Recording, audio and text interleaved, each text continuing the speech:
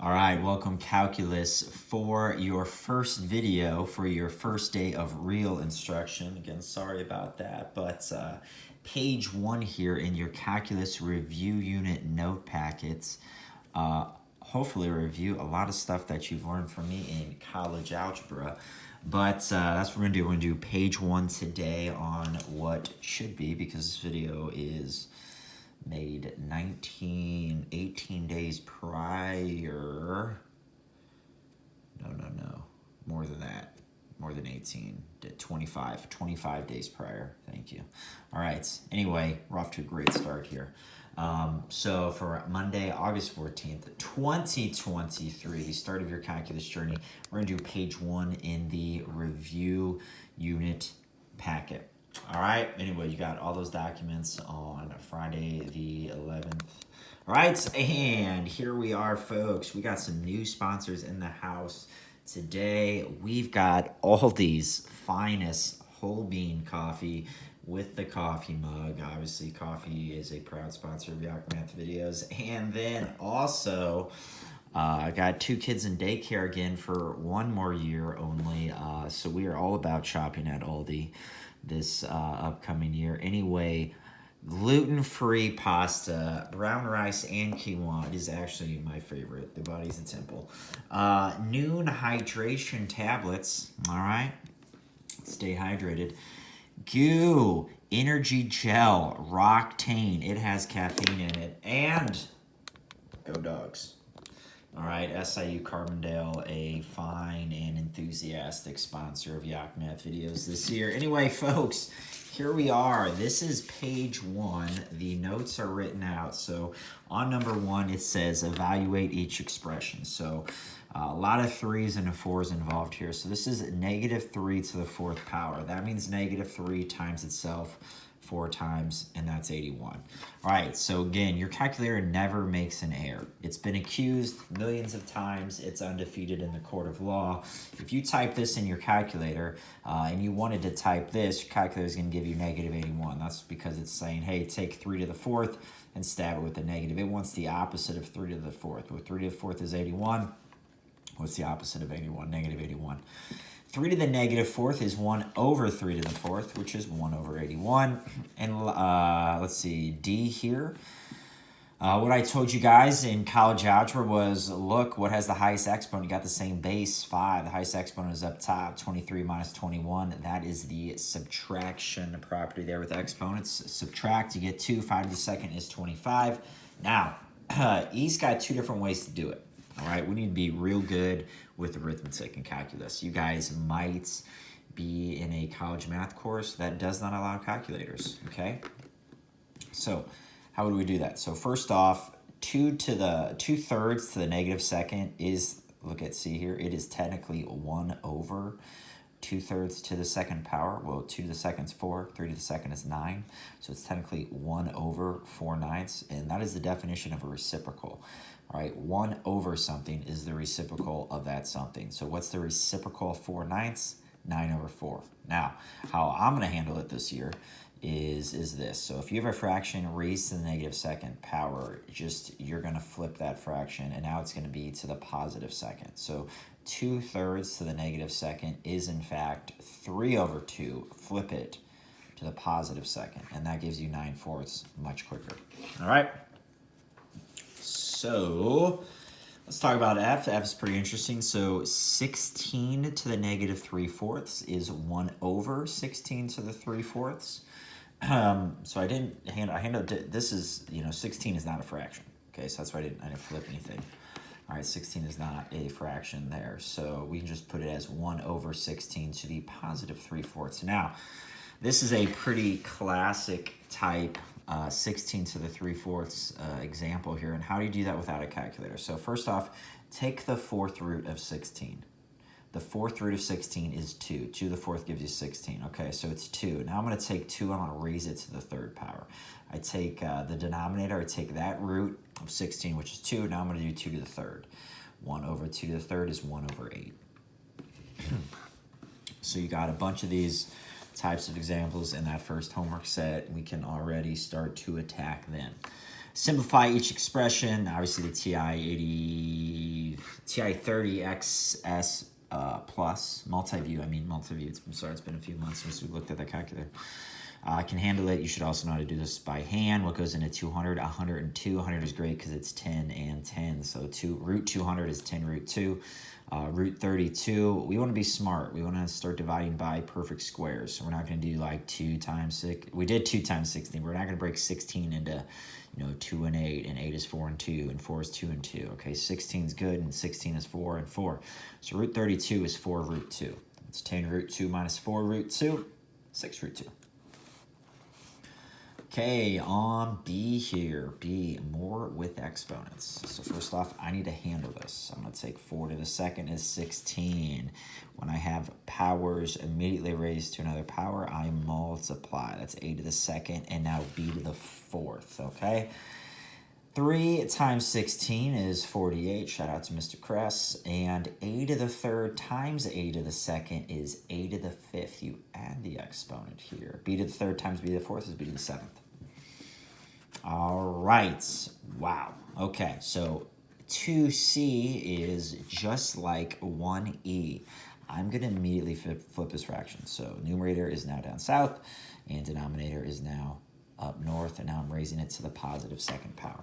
Okay, so everything is going to, so I have a power raised to a power many times. I'm just going to take 3 and raise it to the second, and that's how I get 9 here.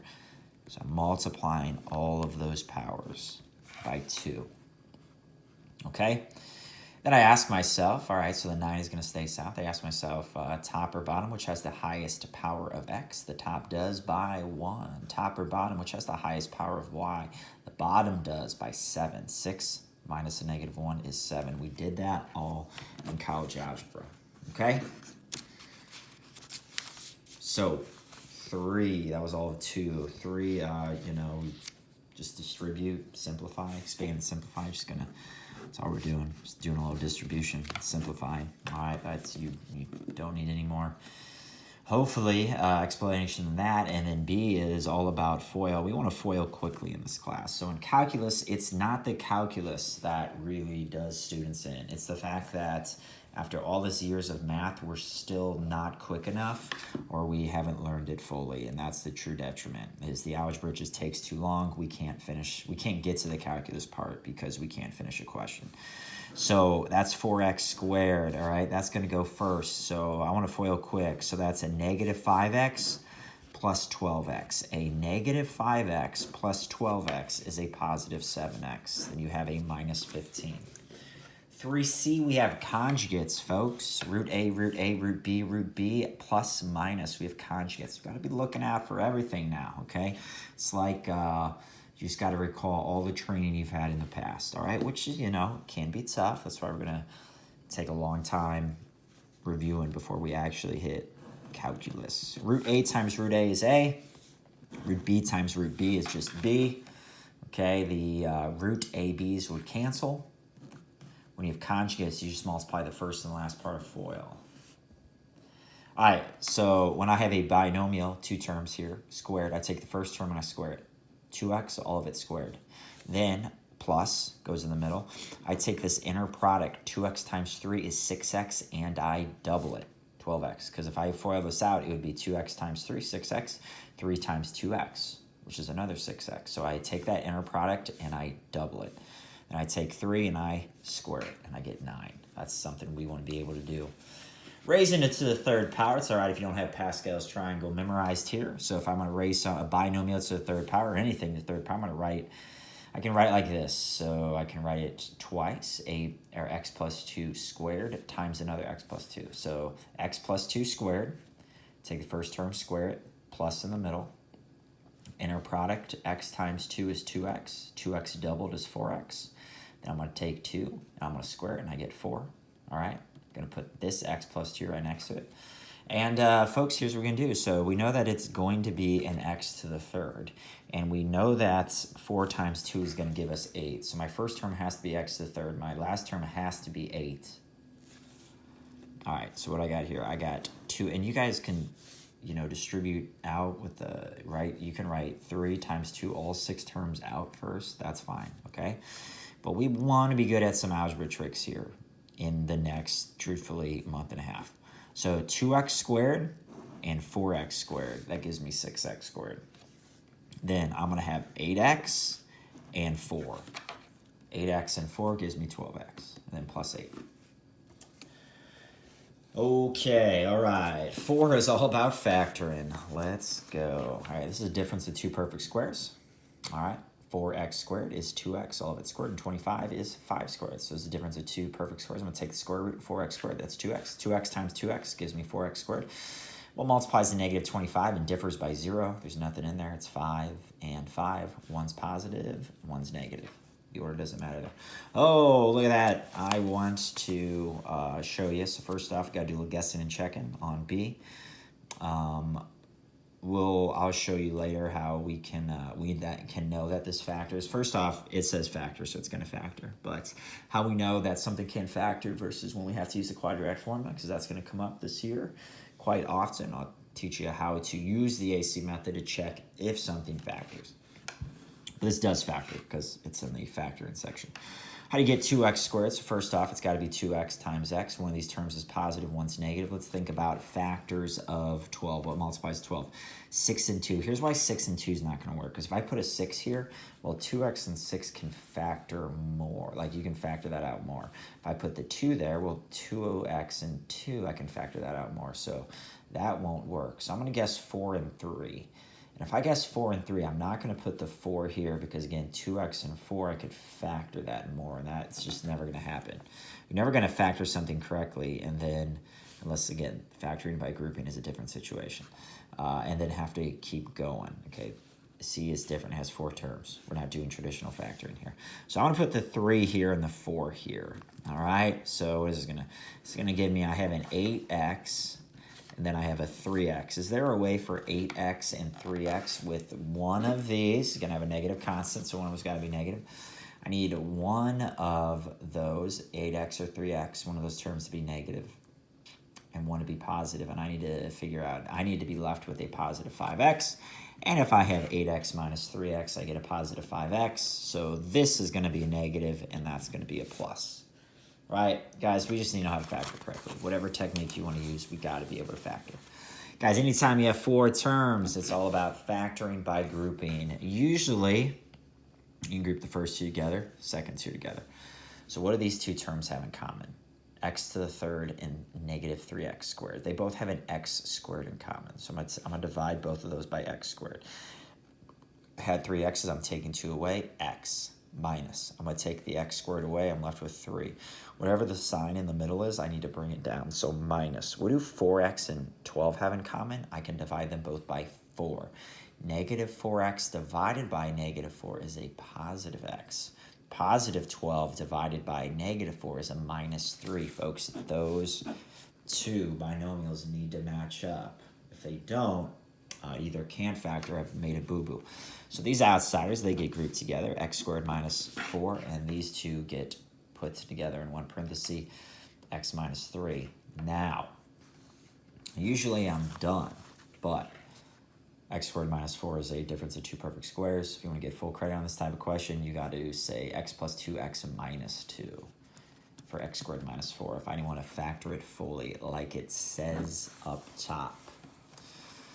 All right, folks, let's take a look at 4D.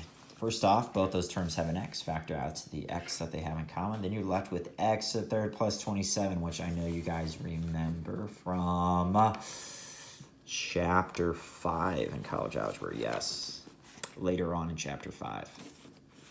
5-5-5-8 game plan, everyone's favorite. Okay, so first off, anytime I have a to the third plus b to the third, it factors to be a plus b times a squared minus ab plus b squared. And if I had a to the third minus b to the third, it would be a minus b times a squared plus ab plus b squared. All right. You might want to write that down. That's what a textbook is going to say. Like, that's the definition, okay? But I'm going to show you how this one, in general, factors. All right. So what multiplies? First off, x to the third, 27. They're both perfect cubes, okay? So take the cubed root of x to the third, it's x plus the cubed root of 27 is 3. Okay, so I take this first term and I square it. If that's a positive, this needs to be negative because notice you have no x squared terms and you have no x terms.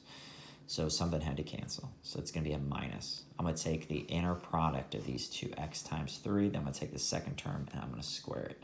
And it has been factored. We'll practice those a bunch. Okay? And here we are. We keep on going. Number 4E here. All right, so some of these might actually not be reviewed. Maybe you didn't look at these, one of these items. That's fine. I'm just showing you like what they think review is, okay? So, what can I take away from all these? It feels weird, but I'm going to take away a negative x to the negative 1/2. If I divide them all by x to the negative 1/2, what happens? X to the 3/2 divided by x to the negative 1/2. I'd be subtracting the exponents. 3/2 minus a negative 1/2 is actually x squared. I'm dividing all the terms by 3 as well. Minus 9 divided by 3 is 3. If I take x to the 1/2 divided by x to the negative 1/2, 1/2 minus a negative 1/2 would be 1. X to the first power then. 6 divided by 3 is 2. If I take x to the negative 1/2 divided by itself, I just took away that power, and I'm left with just 2. All right, well, multiplies the 2 and adds to negative 3, negative 2, negative 1. Okay, you could also, on the outside, you could have this. But putting x to the 1/2 down south is just fine. Okay, so that one might be on the newer side. Now, I know we took a look at one, a year and a half ago. Like this. So both of these have an x and a y that we can take out, an x, y. All right, so when I take out an x, y, I'm left with x to the second minus 4. X to the second minus 4 is x plus 2x minus 2. And the last one on this page. Simplify. This is from chapter 8. The top factors to be x plus 2, x minus 1. The bottom is x minus 2, x plus 1. What's going to happen? X plus 2 cancel. That's a pretty easy one from chapter 8 2 years ago. All right. Here, so the bottom is x plus 3, x minus 3. And, if you're confused, guys, you're going to see this a lot when we talk about limits and the limit definition of a derivative. Maybe 2x plus 1 is going to be a factor. Okay, so first off, there's only one way to get 2x squared, 2x and x. And there's only one way to get 1. Just put the 1 there. It's what's positive, what's negative. If this is negative, it's a negative 2x plus x. That's a negative x. That's what we want. All right, so factors like that. When you know how to factor, I'm left with x minus 1 over x minus 3. My answer wants to be circled as well. All right, let's take a look at C. Okay, now I am subtracting. I need to have the same denominator. So first off, x squared minus 4 is going to be x plus 2, x minus 2. All right, so this has an x plus 2. This has an x plus 2. But this fraction over here needs an x minus 2 over x minus 2. Now they both have the same denominator, and it's x squared minus 4 or x plus 2, x minus 2. And here I'm going to FOIL. X squared minus 2x plus x, so that's a minus x, minus 2. That's right here. Look, you just put x squared minus 4 or x plus 2x minus 2. Now I'm subtracting, so x squared minus x squared canceled. If I'm going to subtract a negative x, that is a positive x. If I'm going to subtract a negative 2, that is a positive 2. X plus 2 over x plus 2 canceled. 1 over x minus 2. And 5D, the last question for today. And then hopefully I told you on the 11th. Well, questions you can, start doing on homework set 1, guys. This class is all about being proactive and starting things early, especially those homework sets. All right. If you actually understand how to do the homework sets and, don't rely on the AI or the interwebs, you're going to dominate the quizzes and the exams, which is the whole point. That's what's going to make your grade, the quizzes and exams. All right, so, whoa, look at this.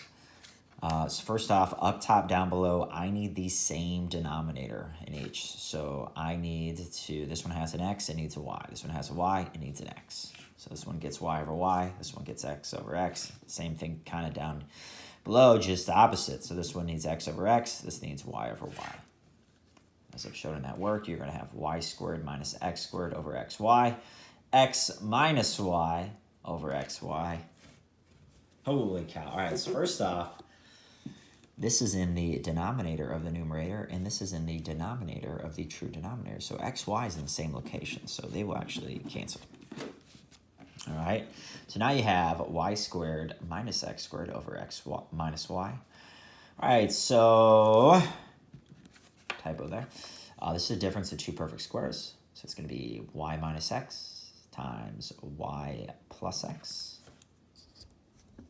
And these are actually going to cancel these two because they're opposites. Negative x, positive y, negative y. These are opposites, so they will cancel to be a -1. So it's really the opposite of x plus y would be an acceptable answer. Or negative y minus x. Either of those is fine. All right, folks. Again, sorry to not be with you on the first day of actual learning. I don't know, maybe we did a little actual learning to start on Friday. Who knows? Again, this video is almost a month prior. So to actually see you, I'm very excited about this year and calculus. This is going to be a great journey we take with you making a ton of progress. All right, this is Yak Math Videos, and we are signing out.